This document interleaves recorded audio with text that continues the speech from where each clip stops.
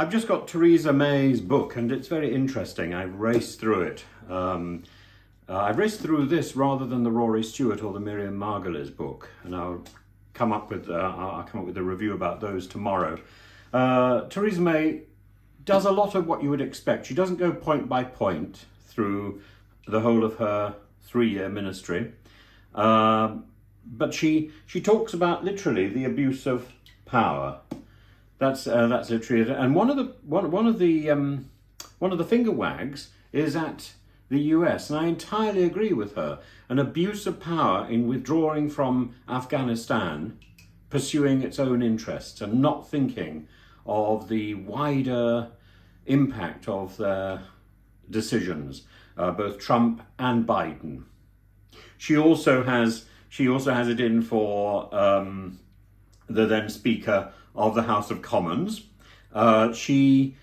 You would expect a lot more here. There is stuff here about Windrush, and there is stuff about social injustice, about Hillsborough, about the invasion of Crimea and Ukraine. But I think she's very cautious about exactly what she says, and she's trying to defend her own positions, of course, because she was vacillating all over the place. She comes to the conclusion that in the UK, people were abused because the abusers had power. That's an interesting conclusion, and it's one I think I would probably share. But, of course, she is responsible for a lot of that. She was the person who invented the hostile environment. She is as directly implicated in the Rwanda mess as is Priti Patel. Even Suella Braverman is simply doing what Mrs. May put into practice in the first place in 2010 or whenever it was when she defined the hostile environment. Also, I think she's not that consistent. She wants to be focused on injustice. She wants to be seen as a champion of the truth.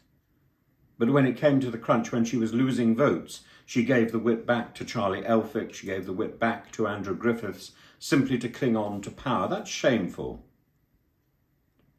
But I think she's right about in her last in her last chapter. She's right about the role of service. I'm going to read you 2 of her paragraphs because I think they're really valuable. And I think she has shown humility throughout quite a lot of this book. And in some ways, I think perhaps more in what she doesn't say and what she does say, she recognises her own failure, not just to get Brexit done, sorted, resolved, or whatever it was, but a failure to do some good with the time that she had. I cannot think of any good that Theresa May did while she was in office. The most good she's done is to harangue Boris Johnson, standing behind him in the House of Commons. And good intentions are as useless as a book like this filled with regret. Let me read you these 2 paragraphs. Another area where the culture needs to change is Parliament. Politicians play an important role in setting a standard of behaviour that can drive expectations elsewhere. When in office, ministers need to be open to receiving advice that doesn't just accord with their preset view of the world. Absolutely.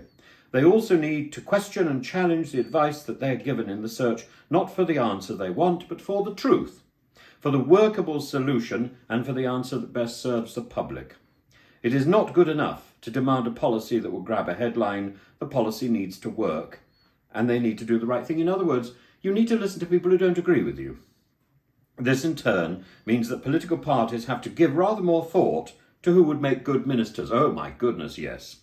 It isn't just about showing oneself to be willing to parrot the party line, think of Nadine Dorries, or to express adoration for the leader at every opportunity, think of Nadine Dorries, or even to be able to promote oneself and party thinking on every social media platform available. Think of Nadine Dorries. Ministers, also think of Priti Patel. Ministers and Suella Braverman and Matt Hancock. Ministers need to put in the time and effort to get to know their briefs. Oh my goodness! And again, Suella Braverman searching for the right page because she hasn't read the brief. To get to know their briefs and work with their civil service teams. It's not about them. It's not about the minister. It's about what they can deliver for the public. She couldn't have said it better if somebody with integrity had written it. It's an interesting book. Quick read, but an interesting book.